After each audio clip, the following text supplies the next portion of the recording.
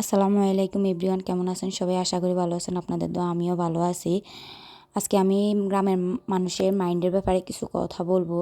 আসলে কোনো কিছু করলেও তারা খারাপ মাইন্ডে নিবে, কোনো একটু সুন্দর করে কারোর সাথে কথা বললেও তারা খারাপ মাইন্ডে নিবে, এটা করলেও খারাপ মাইন্ড, ওইটা করলেও খারাপ মাইন্ড, এটা করলেও তারা হাসাহাসি ঠাট্টা, ওইটা করলেও হাসি ঠাট্টা। এখন ভিডিও করতেছি, ব্লগ করতেছি, তা নিয়েও তারা মানে হাসি ঠাট্টা করতেছে। কেন রে ভাই, তোদের এত চুলকানি কেন? আমার আগে সেটা বল। তোদের যদি এতই চুলকানি হয়, বাজার থেকে চুলকানির একটা হাতা আসো, ওইটা নিয়ে আয়।